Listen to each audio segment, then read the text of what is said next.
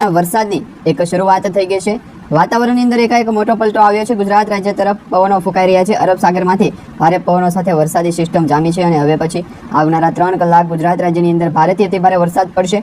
ઘણા બધા જિલ્લાઓની અંદર છૂટોછવાયો હળવોથી મધ્યમ કાલે વરસાદ પડી ગયો છે અને હજી પણ આજથી વાતાવરણની અંદર પલટો આવ્યો એટલે ગુજરાત રાજ્યના દરેક જિલ્લાઓની અંદર વરસાદ છે એ ભૂકા બોલાવશે। આજે આપણે એ આગાહી જોઈશું કે ગુજરાત રાજ્ય ઉપર કયા કયા જિલ્લાઓની અંદર વરસાદ છે વધારે પડતો જોવા મળવાનો છે। કારણ કે મિત્રો અંબાલાલ પટેલ દ્વારા જે આગાહી કરવામાં આવી રહી છે આ આગાહીમાં કહેવામાં આવી રહ્યું છે કે ચોમાસું 18 જૂનથી શરૂ થશે અને 28 જૂન સુધીમાં ગુજરાતના દરેક જિલ્લાઓ સુધી પહોંચી જશે। પરંતુ ખરેખર આ 10 દિવસની અંદર વાતાવરણ કેટલું પલટાશે તેની આગાહી જાણીશું।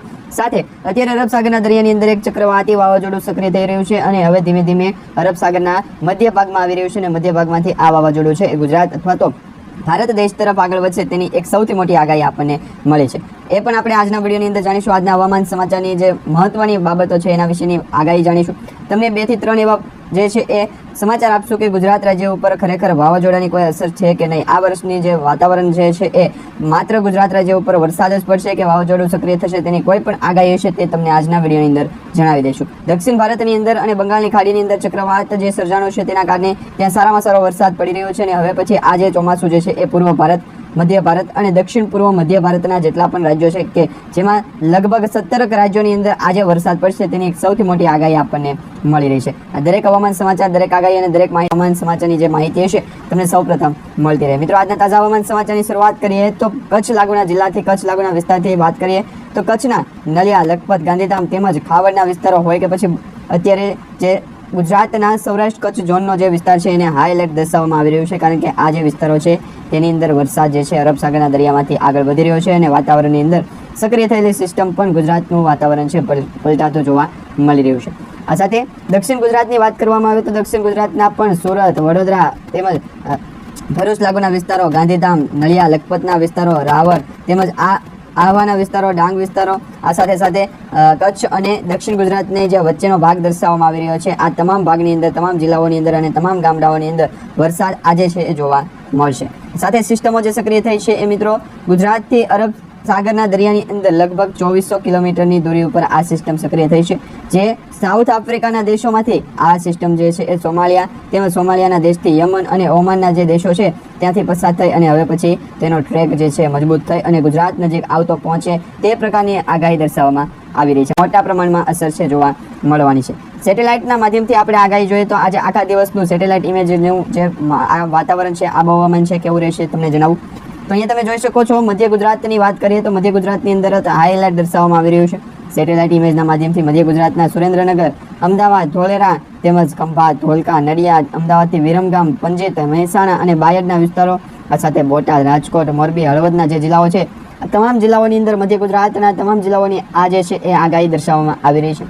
અંબાલાલ પટેલે તો કહ્યું છે કે જે વાદળોનો ઘેરાવો પૂર્વ ભારત અને દક્ષિણ મધ્ય ભારત તરફથી આગળ આવી ગુજરાતમાં પહોંચી રહ્યો છે તે વાદળોનો ઘેરાવો ખરેખર ચોમાસું જે છે એ ભારત દેશની અંદર પુનઃ સ્થાપિત કરવાની આશંકા લાવીને બેઠો છે કારણ કે મિત્રો ગુજરાત રાજ્ય ઉપર ચોમાસાના વરસાદની આ વર્ષે કંઈ એવી મોટી ખાસ આગાહી નહોતી કે ગુજરાતને રકાબોલ કરશે, ચોમાસું જે છે ખેતર બારા પાણી કાઢશે, પરંતુ હાલ જે આગાહીકારો દ્વારા આગાહી કરવામાં આવી છે અને મોટા પ્રમાણમાં ઘરના ખેડૂતોને પણ આ સમાચાર છે તમે જણાવી દેજો કારણ કે અત્યારે વરસાદી સિસ્ટમની એકમાત્ર એવી હવામાન વિભાગની જે આગાહી છે કે તે તમામ તમારી મહેનત ઉપર જે છે પાણી ફેરવી શકે છે કારણ કે ગુજરાત રાજ્ય ઉપર ચોમાસું જે સક્રિય થયું એને હજી તો 1-2 દિવસ થયા પરંતુ ઘણા બધા જિલ્લાઓની અંદર ચોમાસું સક્રિય એક્ટિવ થવાના પણ દિવસો બાકી છે જેમાં 18 જૂનથી જે છે એ આગાહી દર્શાવવામાં આવી છે। 18 જૂનથી સૌરાષ્ટ્ર, દક્ષિણ ગુજરાત, મધ્ય ગુજરાત અને પૂર્વ ગુજરાતના જેટલા પણ જિલ્લાઓ છે રાજ્યોના તાલુકા ગામ વાઇઝની આગાહી છે આપણે આજે પૂરી કરીશું કારણ કે ચોમાસું જે છે એ હવે પછી 2 થી 3 દિવસની અંદર જ ગુજરાત ઉપર એન્ટ્રી કરવાનું છે।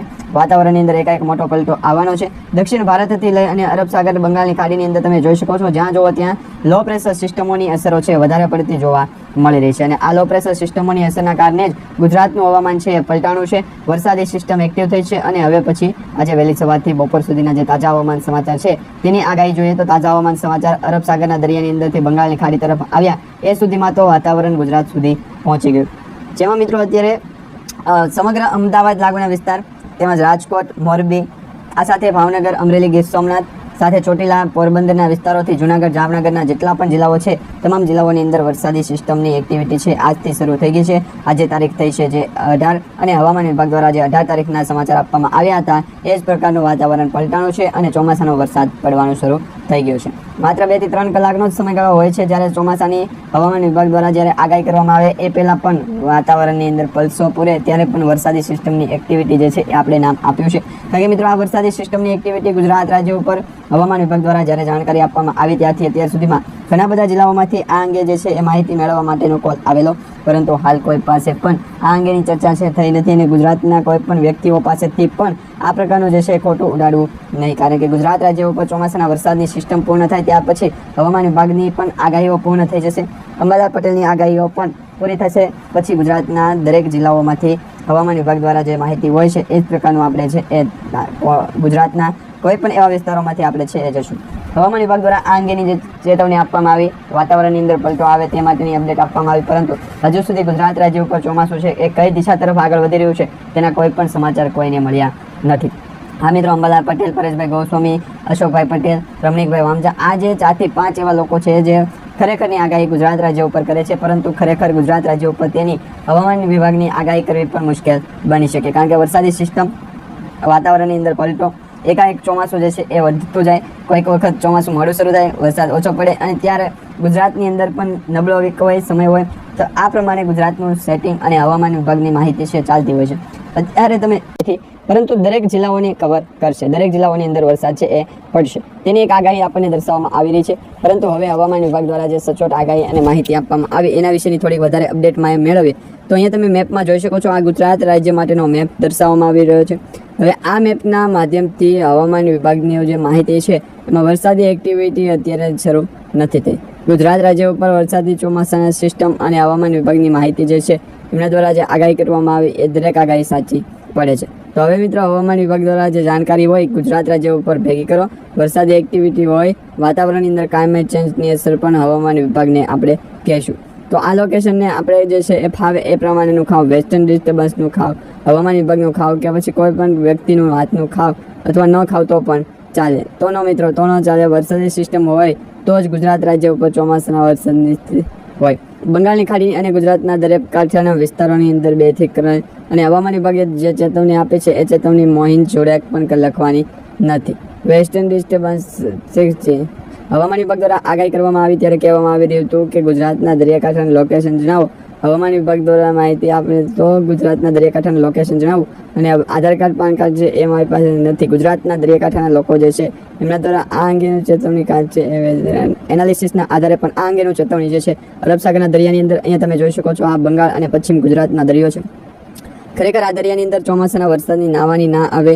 ગુજરાત રાજ્ય ઉપર ચોમાસાના વરસાદ એક્ટિવિટી અને હવામાન વિભાગ દ્વારા જાણકારી આપવાની કે નહીં, તો તેને પૂછવા ગયો કે વેસ્ટર્ન 2 થી 3 કલાક માટે બેઠો, પરંતુ વરસાદી ઇસ્યુ ગુજરાતના દરિયાકાંઠા સારા હશે જેથી કરી હવામાન વિભાગની માહિતી છે એ સાચે જ આપણી માથે ના પડે. તો ગુજરાતનું હવામાન વિભાગ દ્વારા જે ફ્રેમ બહાર પાડવામાં આવી કે ગુજરાતનું સેટેલાઇટ ઇમેજના માધ્યમથી નામ હશે, પરંતુ હવામાન વિભાગ દ્વારા એ અંગેની ચેતવણી નથી જાહેર થતી કે કોડ મેટ્રિક્સ ઘરપી જતા ગુજરાતના દરિયાકાંઠાના લોકેશન પ્રમાણે આ દરેક લોકો પાસે છે આ એડવાન્સ રેલ આવેલું છે.